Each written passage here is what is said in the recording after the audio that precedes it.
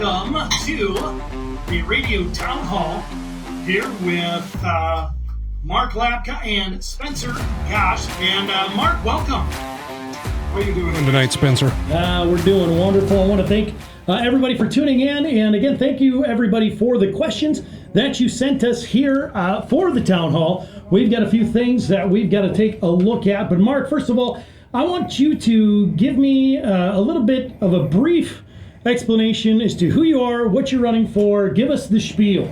Well, my name is Mark Lapka, and I'm running for the state senate seat for District 23 up here. I'm a farmer and rancher from Leola, South Dakota.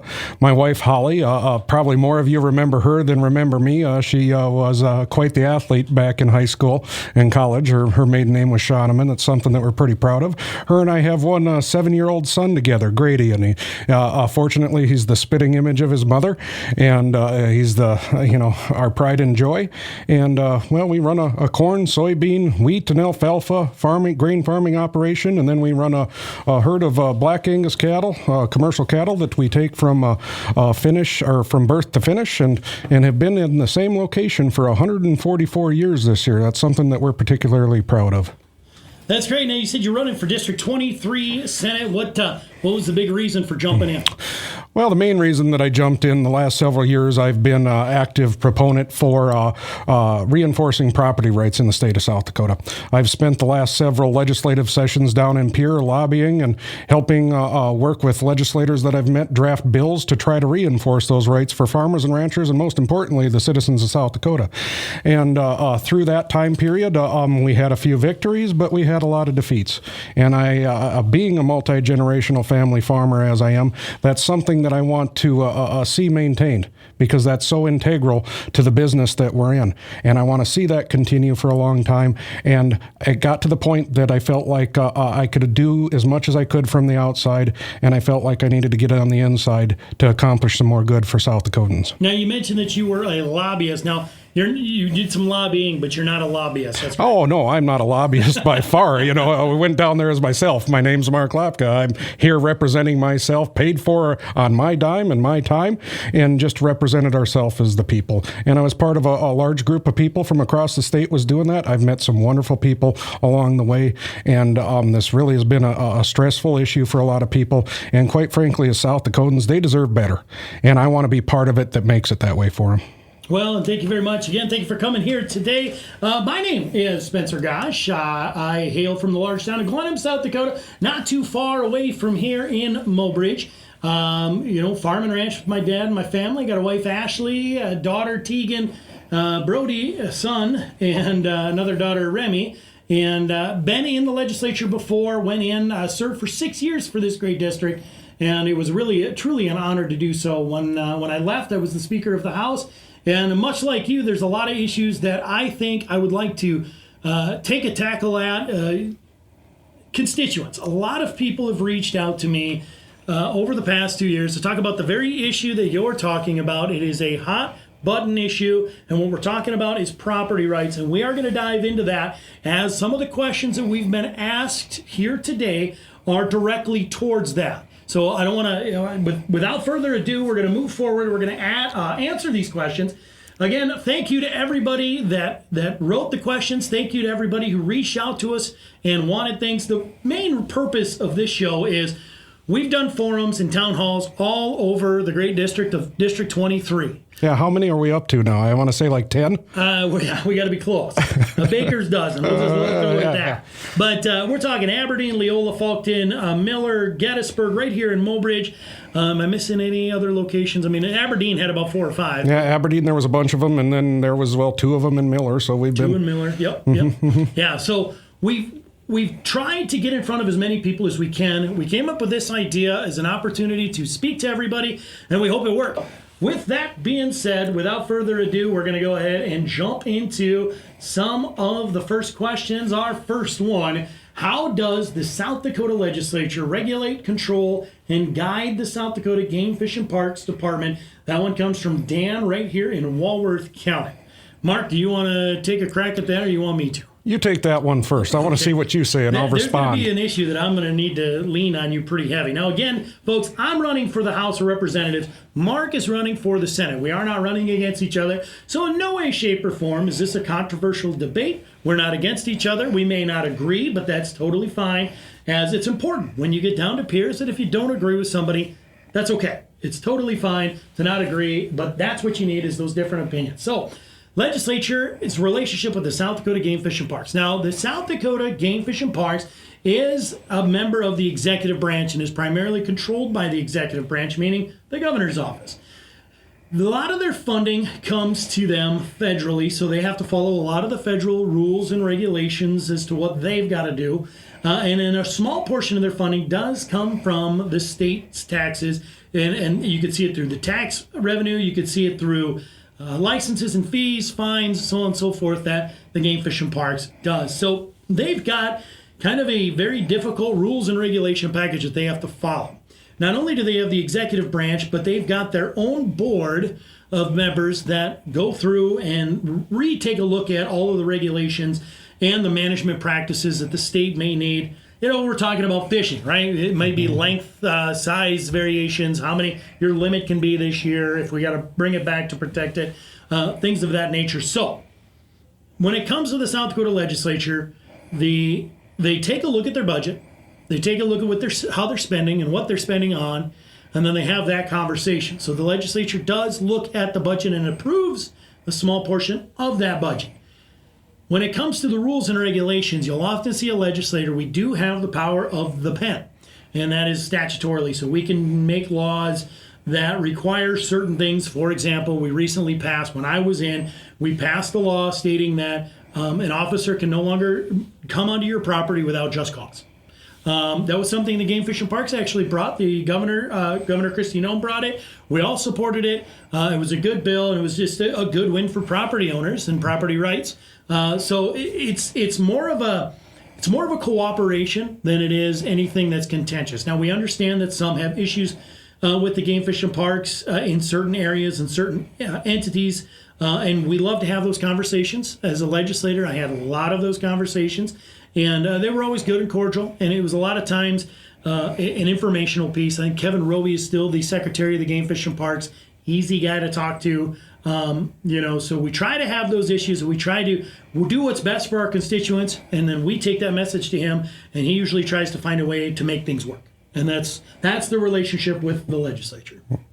Well, and I know over the last couple legislative sessions, there was some legislation pertaining to a landowner elk permit that I believe it was, and that ultimately failed. And what that would have done, it would have given a landowner the ability to procure a bull elk tag, as long as they were the landowner.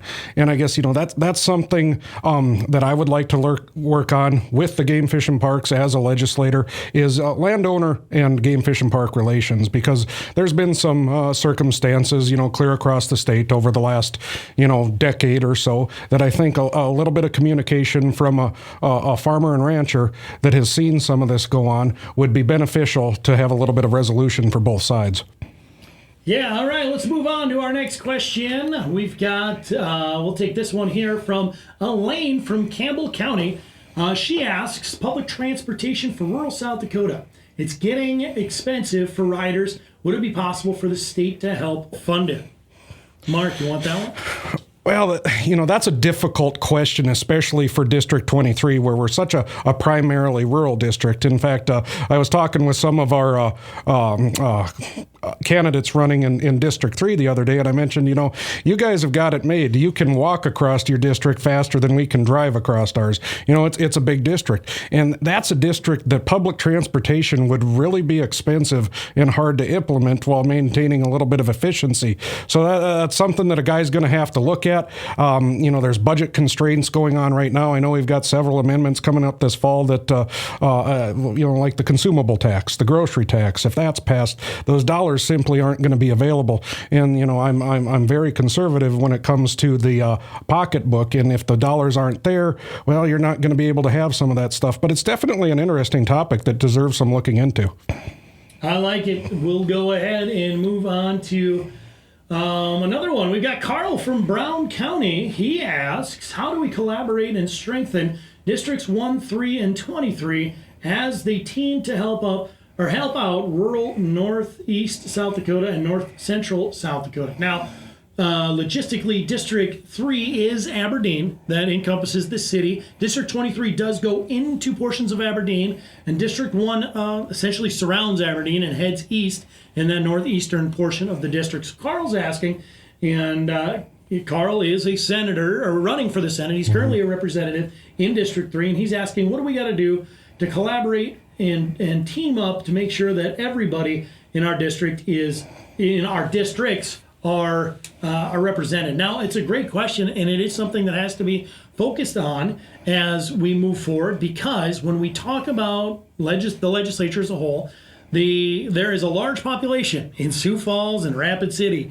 And if we want to get things done, we do have to make friends. And a lot of times those friends of ours are in District 1, 3, and 23. And of course, for us, we move across the river to 28, 26, those regions as well. You can move down to 22, and so on and so forth. So we've got a good group of individuals that we could collaborate with, that we all have a very like-minded district, if you will, when it comes to the same issues will apply. Highmore is not in our district, but the same issues may apply to Highmore that apply to Mobridge. So what are those issues? How do we get together? How do we have those conversations to make sure we're represented?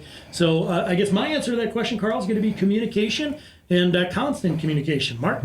Well, that's absolutely right, because there's a lot of commonality, in our districts up here in the northeastern part of the state. But the bottom line is, I'll work with anybody that's willing to make it better for the residents of District 23, because obviously our district only has 3 votes, and it takes a lot more than that to pass legislation. And so it's just going to take good communication skills. After having been down there the last several years, I've met a lot of legislators and communicate with them quite regularly. And it's just about establishing those relationships and being able to talk about some of these things. As long as you can sit down, there's a pathway to get done what we need to. And like you said, you're already hitting the gate running on that. Of course, through my past history, I know the legislators, but you have worked very closely with them on the landowner and property rights issues that you've been fighting for in here. Well, let's take a look. It is 7:19 in the Central Time Zone here in Mobridge. Again, you're listening to the we used to call it Issues and Answers, but we're going to say Town Hall here with Mark Lapka and running for Senate, Spencer Gosch running for House. All right, let's go. North Dakota claims. Let's hang on to that one for the property issues. Let's talk about House Bill 1198. This one comes from Dana right here in Walworth County again. House Bill 1198. Now, this bill revised the process for nominating the Lieutenant Governor, the Attorney General, and Secretary of State at the Republican winter meeting. It's a resolution signed by the majority that was sent to the representatives asking them to vote against it. Now, certain candidates have not only went against the Republican Party, but they sponsored it, and those particular candidates are local, but not us. So he wants to know, how would we have voted on something like that? Now, let me elaborate a little bit and explain. When we talk about the constitutional offices in the state of South Dakota, for primaries, the Democrats have a convention, and they get together, and they will pick, we're talking Secretary of State, their candidate for the Secretary of State. We're talking Treasurer, Secretary of Treasurer. We're talking the State Auditor. We're talking School and Public Lands.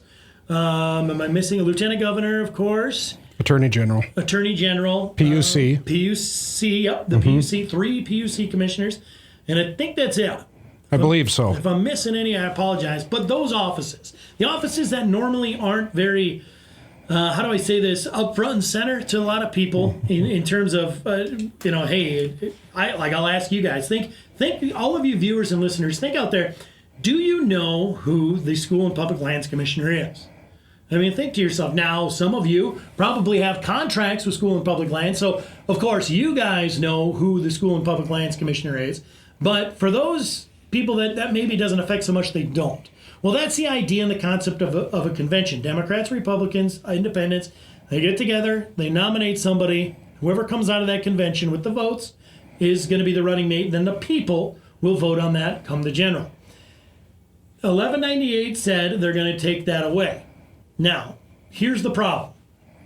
When we start talking about elections, if you take that away right now to win one of those positions, or to even vote on it, you need to run as a committee man, committee woman, precinct person. You can join the party. I mean, there's a lot of things you can do, and you have the right to join that commission. When you get on that commission in your counties, if they're organized, you have the opportunity to talk to people, your constituents talk to you, so on and so forth.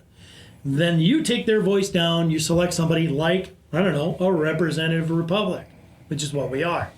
You go down there and you have those conversations and you elect the person best fit for the job of your selected party.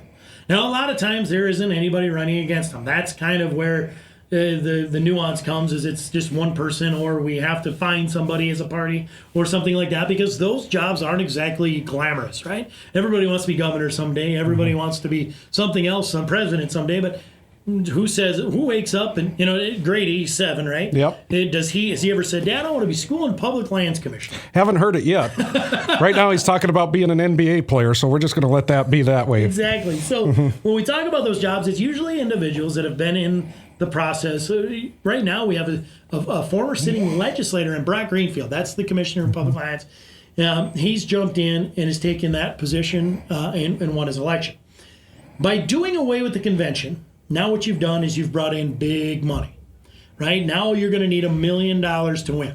So you are no longer able to, as the average Joe, me, Mark, you, maybe some of you have $1 million to run. I don't. And if I don't have the $1 million, I now become beholden to those that do have those millions of dollars. So we've jumped into this huge money cyclical deal. We've taken out the average person. They don't get to run anymore. And I'll guarantee you, the people that are sitting in those positions now they do not have the finances to have been able to run. They are just good, down-to-earth citizens of the state of South Dakota that went through the process.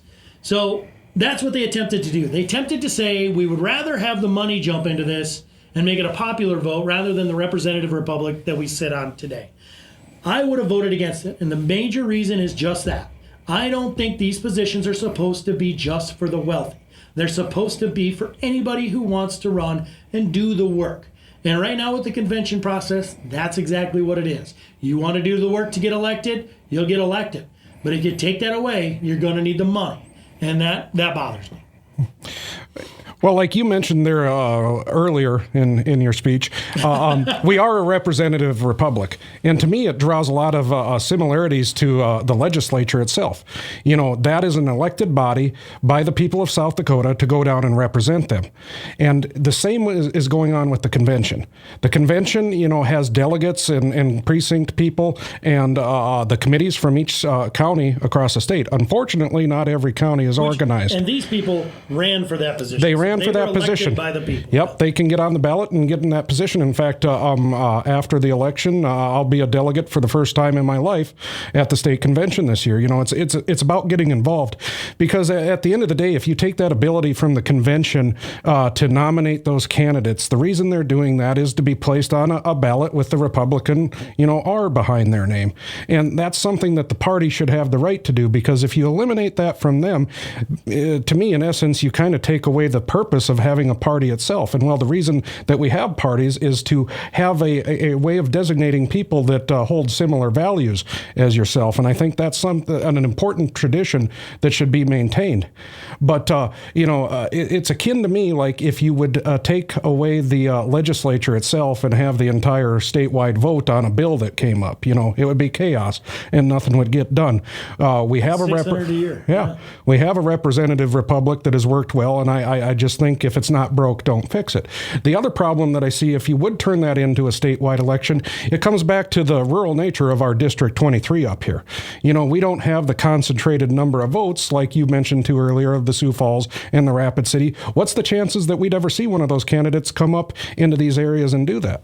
Well, as long as we have some representation from our area at the convention, the rural communities are served, and I feel that it would go the other way, and I'd like to see it stay the way it is. Yeah. All right. Well, we've got more questions. We're going to take a look here. We've got I'm trying to put all of this Senate Bill 201, and we'll tell you guys all what that is here in just a bit. But this one kind of closely relates to what we were talking about. This one comes from Amber from Hand County, again, another county in our district. How do we compete with establishment players that have large amounts of money? Now, I've had a conversation with Amber, and again, to elaborate on that, we could take a look at our campaign finances. I'm very open. I know you will be as well. Senate races are much more expensive than House races. But I have raised $15,000 from local people, all of it a grassroots movement. We've got a couple of PACs. We're talking about Protect Our Children and the Liberty Tree PAC, Freedom Caucus. Those are the only entities I would say are larger that would have donated to me. Outside of that, it's a lot of individuals that live here. You and me, $100 here, $100 there. It's expensive to run campaigns. My opponent, or one of my opponents, has raised $32,000. That money, not a single dollar, has come from inside our district. So it's outside money from large PACs and corporations that are trying to influence the way we vote and things like that. So Amber, in that particular situation, is that how do we avoid that? When we take a look at, some people say, Spencer, I want you to run for governor. I would, that'd be awesome. But I don't have $2 million. That's literally the thing. And a candidate has to ask themselves, do we want to do the things that have to be done to get the $2 million? Do we want to be beholden to the large corporations, the big money, the outside interests? I don't. And I know you share the same thing, so what do you think? Well, I think you're 100% right because, what I've seen, I've had a fair amount of success generating some dollars to run a campaign because, like you said, it is expensive. And I'm a little over $30,000, and I would say probably 90. Again, we're talking Senate seat. Senate seat. About 15 would be average. Senate, about 30 would be average. And I'm proud to say at least probably better than 95% of that has come from private citizens within District 23 itself. Again, took a donation from a small donation from the Liberty Tree PAC, but everything else is derived from the people that reside within our district. And I know the money is a concern. It seemed to have really gotten out of control this go around, and I guess it's just up to the people. The bottom line, we can't allow these seats to be bought. People need to do their due diligence and educate themselves and research us candidates. Do a deep dive on them all.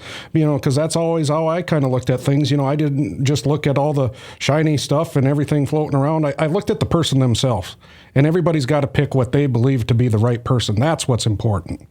Yeah, I couldn't agree more. So what do you think? How do we get away with that? How do we get away from that? The big money, the large donations that are coming in from outside interests, many of them federal interests, not even local. So how does one try to rein it in? Yeah, what do we do? And I think, if I may, legislatively, I think we do need to take another look at campaign finance reform. I really do. I think we've got to find a way to illuminate where the money's coming from, first and foremost, and try to find a way to rein that in. Again, I want to be represented, when I'm done, I want to be represented by somebody who's just a normal person that lives in District 23. We all know 1,000 people that could probably do it. I want those people to be able to do it, not to be able to say, and I've had those conversations over my past 8 years now. Somebody says, I'm thinking about running. What does it take to run? Well, it's going to take financial support. And how much? Well, we're talking $15,000 to $30,000. That disheartens a lot of people, and it really does. And if it wasn't for the great people of District 23 that have sent us money, we wouldn't be able to financially swing it either. And so to your point, I think education's big, but we got to take a look at campaign finance reform. I think it needs to be tightened up a little bit. There's a lot of confusions. Being relatively new to this process, the entire PAC system is kind of confusing. There's money moving from A to B to C to D, and you never really know where it originated from or where it ended up. I'd like to see a lot more transparency there. And if you're willing to make a donation or a contribution to a candidate, there's no shame in putting your name on it. That's exactly right. All right, so what do you say we head to? Now, it's a two-part question. It kind of relates, believe it or not, to what, to what we've got going on here. So first thing, with inflation, this comes from Greg from Brown County, and it says, with inflation at an all-time high and current District 23 members previously worried about cutting taxes and other savings from everyday residents, what are your goals on saving the everyday resident some money at the grocery stores, gas pumps, and other household expenses? That's the first part. And then the other two questions are directed directly at me and you, but I'll let you take a crack at that one first. Okay, what was that? Was that about the Amendment G? It's inflation. What are we going to do to ensure that people, residents have money when they go to the grocery store, gas pumps, and for other household expenses? Well, and that's a tough one because, I mean, it is inflation, bottom line. I mean, everybody has realized that, whether you go to the grocery store, whether you go down to the local hardware store, or whether you go out to the restaurant and eat at night. I mean, those bills have gotten significantly a lot higher than they were several years ago. And, well, we're charging, a flat percentage on it. So, well, in turn, the same percentage of a bigger dollar amount or total at the end, is really hitting people hard. And, obviously we cannot, that's why Amendment G is a little bit frustrating to me, that they just want to completely eliminate the grocery tax. I'm not in favor of increasing taxes, but I would like to see that maybe decreased, and stepped down in some capacity, because there are a lot of important things that the state provides, and that's something that we need to see maintained. And if we don't have the money to provide those services, it is going to cause some hardship. But, being a farmer and rancher at heart, that's something, we have good years and we have bad years. Well, and you have those years that you just made enough to get by. You got to find yourself coming up with some creative ways of getting by until the next year and hope things get better. And that's what we have to do. I don't want to kick the can down the road, but we're going to have to make some hard decisions and really dig into things to make sure that everything's okay. Yeah, one of the primary things that I focused on when I was in leadership, particularly, was what are some ways, if we're having a surplus, what is the surplus? Why is the surplus? Can we give it back to the people? And if we can, how do we do that? That was question number one. Number two is, what bills are coming? What is going on that all of a sudden we have to start thinking about? Why are we doing this as government? Is this something we should be doing as government, right? There's just a lot of things. Economic development's one of those deals that you'll hear politicians throw around a lot, and it sounds good. But what kind of economic development are we trying to do? Are we trying to regulate our way into economic development, or deregulate our way to get the government out of the way of economic development? And those are very important things that we need to try to take a look at. When we talk about inflation, unfortunately, that's a federal issue. That's what is the government spending? What is it bringing in? Where's our debt? Things along that nature. How much are they printing? There's a lot to deal with the inflation factor, but I think us as legislators have to keep that in mind when our constituents are getting hit hard at the pump, they're getting hit hard at the grocery stores, so on and so forth. Because look, those are the essentials of life. Let's take a look at the other parts of those questions from Greg. Mark. Oftentimes, leadership in the legislature and other state positions will push you to vote a certain way, even if it's against the betterment of your constituents. What leadership qualities do you have that would prevent you from failing your constituents? Well, I kind of like that question because in some of my experience the last couple of years, believe it or not, I got called stubborn a number of times because. I'm sorry, a German farmer from Loyola, stubborn? Yeah. Who would have thought? But at the end of the day. Getting something done shouldn't be the primary objective. You should never, ever infringe on somebody's constitutional rights under the guise of economic development or anything else for that matter. We have to maintain that foundation. And so, no, I would absolutely not ever, cave and do anything to the detriment of my constituents, because that's who I'm there to represent. Like you always like to quip, there are bosses. Hey, and that's right. Steal my I got to get one in. and those are the people that need to hold us accountable. And if we don't do that, do hold us accountable, because I think that's very important. People need to be involved, pay attention to the process. That's probably been one of the biggest eye-opening experiences of my life, is being part of this. But I see more people getting involved every day. Every meeting that I've been to, there's more and more people. People are really starting to, pay attention. And I think there's going to be nothing that ultimately comes from that. Or nothing but good, excuse me. Yeah. And now that I'm reading my part, it's very similar to yours. I probably could answer the same thing. Essentially says, Spencer, what leadership qualities do you demonstrate while fighting for the citizens of South Dakota? You know, my saying that you were referencing, and it's gotten me into a little bit of hot water at times, but what I like to say is in our district, there are roughly 25,000 people. That's how the districts are split. It's a population of 25, give or take. So my favorite saying is, I have 25,000 bosses, but not one of them lives in Pierre, South Dakota. Now, there have been situations where I've been in sticky situations and had to stand against some very powerful people. But when it came time to it, my decision was based on the people of my district have said they want me to do this. I could cave to higher power. I could cave out of the interest of looking like I'm getting along, or I could stand for what they told me to do. And that is, the easy thing to do is cave. I mean, honestly, when you're in those positions, the easy thing to do is say, yep, I'll do whatever you ask, just out of the interest of getting along, even though it hurts my people. I chose a different path. I chose the meeting that I said, there's 25,000 bosses, none of them live in Pierre, and I chose that path. This is what they said. I'd come home and I'd hear from the people in the communities, you know, what's going on. I'd explain it to them like, oh, well, you got to keep doing that. So I did. I kept fighting for what they told me to go fight for. And it was almost unanimous. Every single time it was almost unanimous on the issues that we discussed. And so I went down and I made sure I fought regardless of who I was toe-to-toe with or nose-to-nose with. Sometimes it was very important people, or for very powerful people, I should say. Sometimes it wasn't. But I would say for the most part, when you're down there, you do get along. You only fight on certain issues. Sometimes they get contentious, sometimes they don't. But ultimately, it's a pretty good situation, and that's something that really needs to be focused on more. Okay, well, we've got eminent domain. We've got 201, another eminent domain. There's more carbon there. Just making sure we're getting down to the final questions. A lot of the final questions are talking about the carbon solutions issue, the pipeline, Senate Bill 201. These are all words out there, and I don't want to assume that everybody knows what we're talking about here, because there will be people, especially locally here in Mobridge, that we are not a part of the carbon pipeline issue in Walworth County. It's not been on our radar per se. It has mine, and because people have been talking to me from Edmonds, McPherson, Hand, Potter, Falk. But what we're talking about now going forward, we're talking about issues.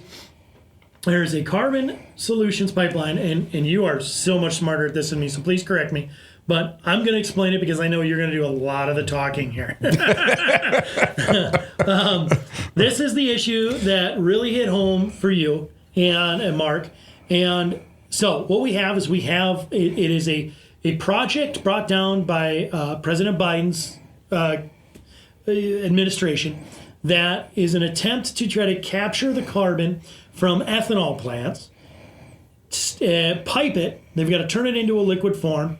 They've got to pipe it and shove it up in a high pressurized pipe and get it. And their plan is to take it up into North Dakota, into the Bakken, dump it into a hole to throw it away, basically, right? I mean, they say storage. We'll use their term storage. They're going to store it in the Bakken. So this starts Illinois, Iowa, and it goes all the way up through us. It hits through Hand, Falk, Edmonds, part of Potter, I believe. McPherson, Brown. There's talk now of potentially rerouting it through Campbell. So we're talking about all of the counties up basically in our district being affected by this. It's a high pressurized carbon pipeline that has had some safety concerns. And I don't want to get too deep into that because that's pretty easy to Google, right? I want to stay on to the issues politically. It's had some concerns. Now, there's two companies primarily. One of them was Navigator, who is no longer pursuing a pipeline because they were rejected through the PUC process. And another called Summit. And Summit's still intending to carry out their pipeline as they plan. The concerns of the individuals, the property owners, of course, are safety and where it's going, the logistics. Where is it going to go across my land? Obviously, when we talk about pipelines, there's property issues, right? I mean, it's going across my property. It's a high pressurized carbon pipeline that could explode. I mean, they all could. They are safe. I'm not going to say pipelines aren't safe. They are safe, but if this one explodes, it's not a leak in the ground. It's a big deal. It's gas in the air. It's your family. It's your livestock. There's a lot of people that are saying, please don't go through my farm. I got feedlots. Don't go by my house. These are big issues.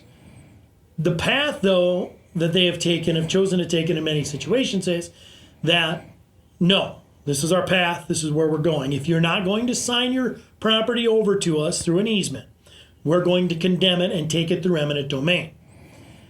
So there's a couple of issues there, right? We've got property rights, and now they're all of a sudden going to take your land from you through eminent domain. Now, how can a private company, this is a private company, it is not public, it is for profit. How can a private company do this? Well, there's a Supreme Court case that was ruled on back in the early 2000s that a developer went in, took a house because they said their tax revenue would be larger. The Supreme Court ruled that was okay. In my opinion, it's not okay. I know in your opinion, it's not okay. So, we've given you the baseline of what this is. Now, the reason I say Mark is much smarter at this than me is it's his land and his neighbor's land that it's going to go through. And he's had, the rightful concerns from the beginning and has fought for himself, his family, the future of his family, and for his neighbors. So, now we've got the backstory of what that is and what we're talking about. Let's go with the first question. I think the easiest thing to do is from, we had a question from Carol from right here in Walworth County, and talking about, can you please express what it is that we're talking about when we say Senate Bill 201? Okay, well, that was a very good description, Spencer. I must have wrote that for you or something. I've heard you say it 1,000 times. I am impressed. But no, over the last several years, what our primary objective was as farmers and ranchers was to put some form of protection for landowners there because, eminent domain is an awful touchy subject when you start talking to anybody about it. And see, here we had a bad actor come in, and that was in the very first part of their pitch, either sign this easement or we will take it and put it where we want. Well, that really riled people up. And, as you did such an eloquent way of explaining it, once you kind of come to the understanding of what we're actually looking at here, it gets a little bit more concerning because everybody that I pretty much know, they're not against pipeline infrastructure. They're not against, any of that, utilities. But here you have a completely different animal. And that was something that, garnered a lot of concern. And so as we went through the process, there was 180 people that were ultimately sued for eminent domain while the company was under its first active application. And that got shut down by our PUC in Pierre when they denied to accept the application for the project. And then fast forward to, that didn't sit too well with a lot of people. And then what 201 did, 201 took it and they removed the ability of a county, a municipality or a township, a local governing body, in order to establish any ordinances pertaining to linear infrastructure projects such as pipelines or electric transmission lines. I'm lines. going to dissect that for a second. You got a lot of big words going there. Sometimes we forget. I'm getting there. I'm getting there. That we've been doing this. So basically what you're saying is it used to be that your county, your municipality, townships, whatever, used to be able to set guidelines saying, look, we don't want this within 1,000 feet of a school. We don't want this going through our town. Mm-hmm. It used to be that way. 201 took that away and preempted it for large state government or the PUC to be able to say, nope, you can do that. You can do whatever. The local people no longer have a say, right? Am I right on that? Exactly, and where I was getting to follow up before you interrupted me, you know how rude, but I'm slow. I just want to make sure I understand. What the counties all did a really good job of in South Dakota, they implemented zoning ordinances to predict and probably provide intelligent land use in the county going forward. Yeah, do you want it going right by a feedlot? No. Do you want it going right by a town? No. Let's get it away from there to allow for future development to take place in these areas. And that was the main objective with the zoning. Now, the governing body of PHMSA, which is the federal regulatory agency for these pipelines, the argument... So we're talking the big dogs underneath the big dogs. The president, okay? And they're responsible for the safety of a project of this, mainly the construction, technical aspects and this and that. They don't have anything to do with routing.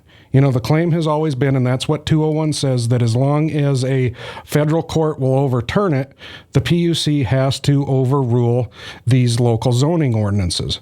And so the federal governing body verified that local governing bodies do have the ability to route them to plan for future land use.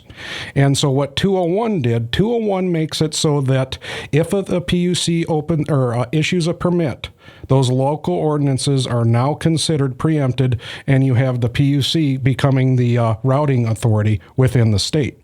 There is the ability for counties and municipalities and townships to challenge that.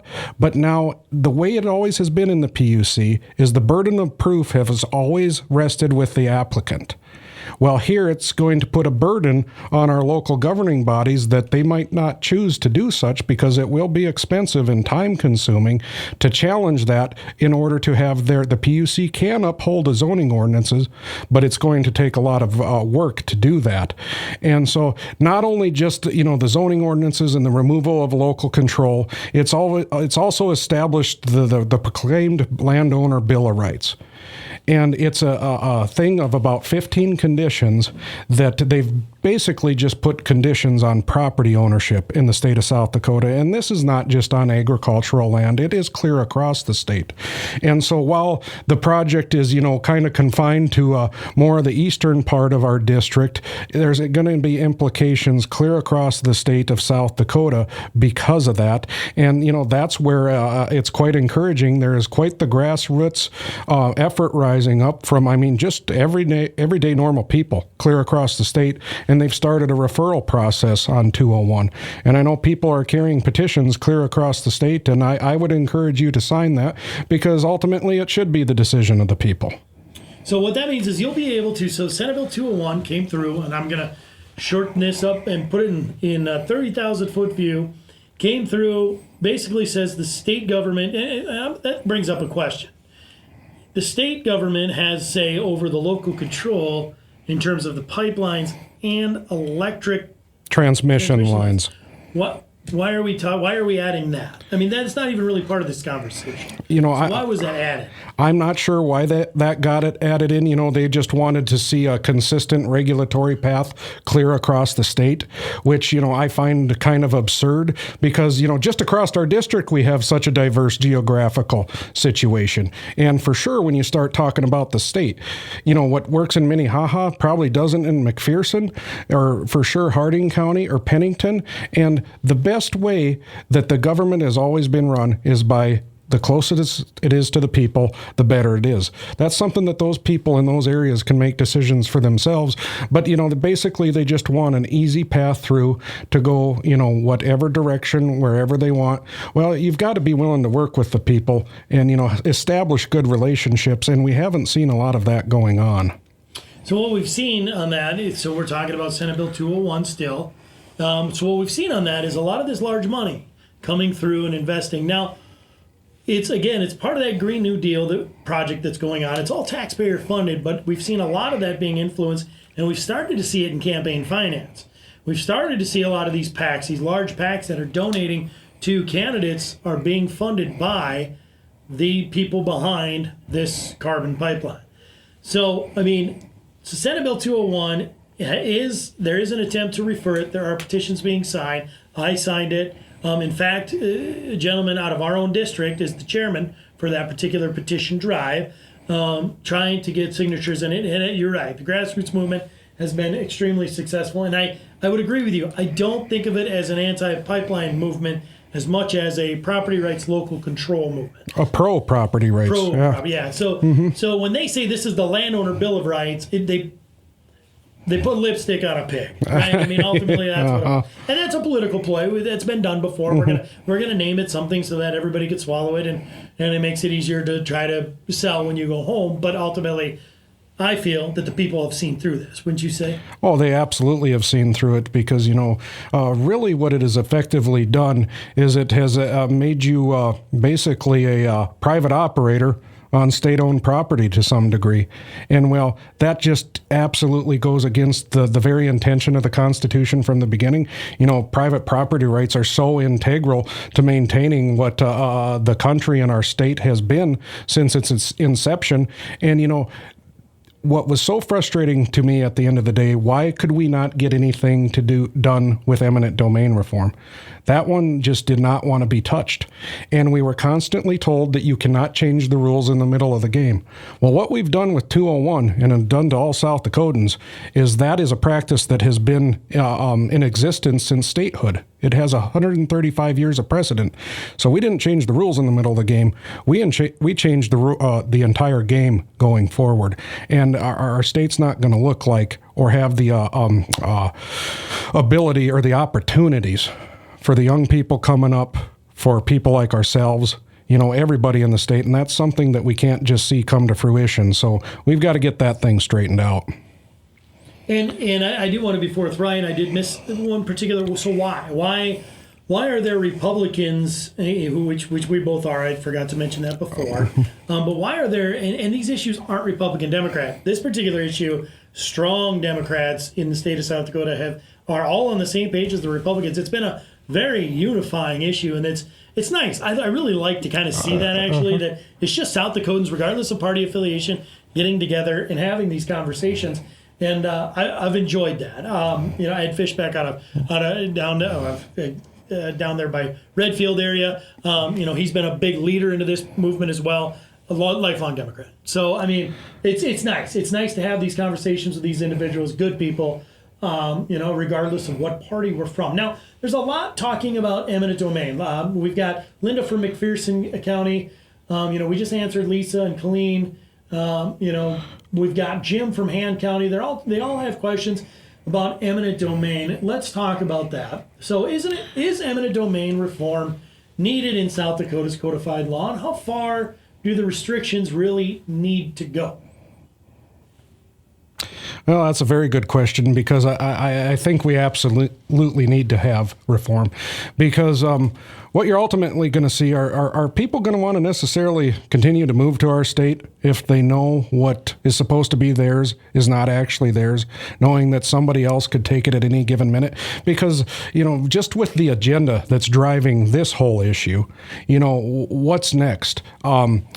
There's a lot of talk about wanting to take away natural gas stoves because they're emitting CO2. So somebody shows up and gives you $500, they can take your stove away as long as they're compensating you. Your car, the internal combustion engine, is putting out CO2. They show up and give you $1,000 for your car and take it away. Is that okay? And then it comes right down to the very heart and soul of our district, being so heavily agriculture. One of the biggest emitters of gases, they claim, is the livestock industry, in particular cattle. Well, the cattle are our property too. Well, now if they show up with some money, can they take your cattle away? So we're really going to have to take a hard look at that because that is so imperative to our economy as an agricultural state that we can't allow that to happen. And if we're not going to do anything, I'm afraid of the future of agriculture, and that is a large part of the reason of what I'm doing. Yeah, eminent domain reform, we talk about it. I shouldn't be able to take your house just because I can put a wealthier house there, a better house there, to get more tax. And that is, guys, that's literally what we were talking about. That was the Kelo, New London case that I mentioned that was earlier in the 2000s. That's what happened, is some lady lost her house because somebody said, I could build a nicer one there and get you better tax revenue. So that's a real deal. And when we talk about 201, that's kind of what we're talking about right now, is trying to get that local control back. And we're talking about eminent domain reform. That's what we're talking about. As well. So, just wanted to go through here more of the questions. Like I said, 201, we've pretty much touched on that pretty well. Let's talk about Jay from Han County. We got just a few minutes left. But Jay talks about, when we talk about the porous space, this is another thing. So we said that they want to push this carbon into the porous space in North Dakota. Do landowners control that porous space in South Dakota? Well, that's a good question, Jay. In the state of North Dakota, the pore space they claim to be anywhere from about 7 to 10,000 foot deep. And the state of North Dakota, that is tied to the surface owner. So the landowner and property owner does own that in North Dakota. South Dakota does not have that designation. And I think, that is something that I think legislation definitely needs to come forward on, because there is pore space in our district. There is pore space in South Dakota. The claim is, which, I've never seen it. I find it kind of hard to believe, but the claim is that it gradually gets better as you come west. Over here by the river in Mobridge, they say it's a lot better than my area over at Leola. And even if you get west of the river. And that's something, the way that property ownership in this country was intended, you should technically own your property from the surface in a cone-shaped direction to the center of the earth. And we need to reinforce that and protect property owners in the state of South Dakota, because it is yours, and we need to make sure that stays that way. All right, Mark, I tell you what, we've only got a few minutes left. What I'd like to do now is give you one last pitch, kind of some closing comments. Take it away. Well, I got to admit, everybody, I'm doing something that I never thought I would, and it's been quite the process. I've met a lot of good people along the way, and kind of come to the conclusion I think everybody should do this once in their life. It's good to be part of your government, and to see more participation would be excellent.